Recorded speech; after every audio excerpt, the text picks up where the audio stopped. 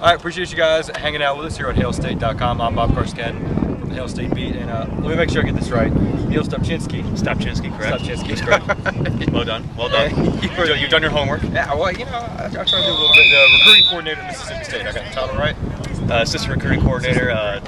Essentially, my job is to do all the in-house kind of research and development of recruiting board, things of that general nature. You know, finding prospects, making sure that they can play. Essentially, is what my job is. Kind of like an in-house Tom Lemming type of thing. That's kind of an important thing, I would imagine. Interesting thing about Niel, you came down here this year from Northwestern. I did. Which, as you know, here in Jacksonville, Image is getting ready to play Northwestern. So have you been able to talk to the coaches at all and give some pointers like, well, you know, that this guy can do some of this or can't or anything like that? You know, from the personnel aspect, I mean, I'm not much of an X's and O's guy. Never. I mean, I've always been more of a personnel guy. But from the personnel aspect, you know, they may ask me, you know, about a kid, like how he was in high school, how he was when I was there, that type of thing. Yeah.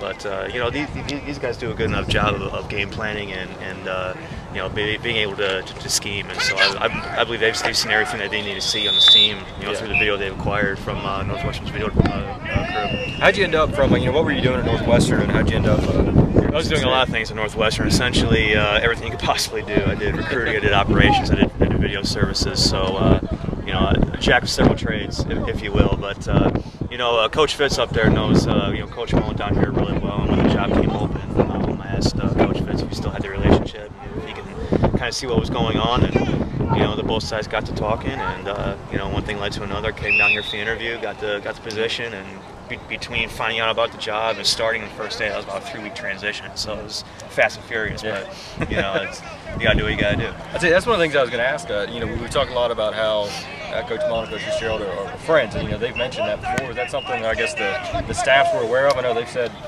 they talk a lot in the off season and just kind of talk about being coaches and different things they're doing.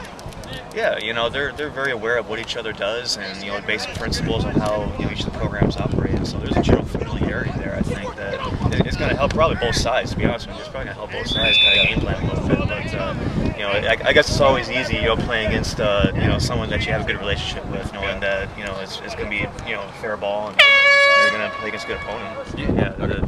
The similarities between the two, I think the biggest thing is that they're both just generally good, you know, good human beings. You know, they know how to run a good, clean program. They know how to treat people the right way, and you know, they're both great family men. Yeah. You know, and you can see that in the way they treat their players, in the sense that they do practice family as much as they preach it. Yeah. And I think in that sense, you know, you have a really good family atmosphere that, you know, recruits want to come into. Yeah.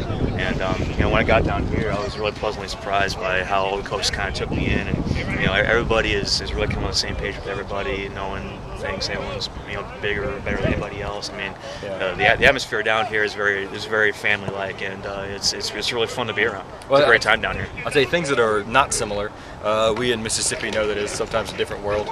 Chicago to Starkville. Yeah. Those are, what's that change been like? And what's your favorite thing about Starkville that you figured out since you got there? Well, you know, the thing about Starkville is that I kind of fall back into the old you know, small town routine, because I went to school at Ball State in Muncie, Indiana. It's very similar type of place. You know, it's in the middle of nowhere, about, you know, at least an hour away from any sort of like major civilization. And but I mean, you know, all things being real, I mean, you know, the biggest thing is that, you know, I'm a big city guy at heart. I love Chicago and everything about it. Yeah. And so, you know, leaving Chicago to come down here was a little bit of a culture shock, I'm not gonna lie, but you know, it is good to have a little bit of a change of pace every now and again. Yeah. You know, and you know, when I came down here, the thing I found out that I really liked about Starkville is that, you know, people down here are just really laid back. They're really kind of down to earth. They generally are just, I mean, the hospitality, the whole Southern hospitality thing really reigns true here. Yeah. And so with a town that without that many people as far as population goes, you know, it kind of has sort of that everybody knows everybody kind of feel to it. So I mean, it's a lot of fun. Change of pace is good every now and again, like I said, and it's a pretty good place to eat down here too. Yeah, there's a lot of good food. I'll tell you what I'll ask you, and I think a lot of us curious about the Northwestern, just the team in general. SEC folks don't know a whole lot about that up there. I know they've got the two quarterbacks, the one mobile guy in particular, and then a running back who everybody's been talking about all week. Is that offense as talented? It sounds like it can be pretty dynamic. Well, those two kids, number 2 and number 5, you know, 2 is Kane Coulter, he's from Denver, Colorado, and 5 is Benrick Mark, he's from Dallas. You know, those 2 are 2 really dynamic young men that, you know, we did a good job of evaluating, you know, during the recruiting process when I was up in Northwestern, and you know, they've come in, they're good character kids. They came in, they worked their butts off, and you know, they found themselves a niche in that program. Yeah. And you know, the thing is that, you know, number 5 in particular, he's their first 1,000-yard rusher since Tyrell Sutton in 06, and their first All-American since Zach Streif in 05, and so that's a pretty huge deal for that program for him. And then, you know, Kane, you know, he came in and he's really developed a lot since he first walked on campus. I think, you know, he had like a little you know, arm deal when he first got in, and so he did a whole lot to rehab that and to, you know, develop some arm strength, learn the offense, and he's done a really good job. The other quarterback they have, you know, Trevor, number 13, he's a really accurate passer. And so, you know, if Kane doesn't have a particularly good game, the thing is that your backup quarterback is probably equally as good as your starter, so that's kind of crazy. And you know, he's pretty good athletically too. So it's they have an interesting dynamic about their offense to where you have to kind of game plan several different ways to try and stop them. I tell you, we talk a lot about the offense, but I think one of the things we can kind of tend to forget about is Mississippi State's offense against the Northwestern defense.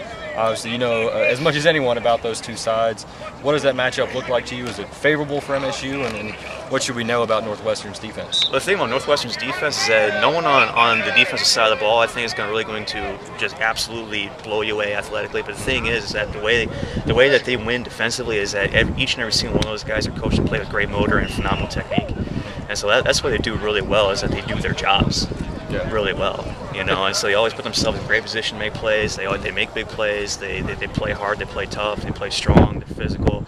And so that's the thing that, you know, you don't always see, you know, in the SEC as much as you see with a team like Northwestern, is that they're coached really well. They're very technically sound.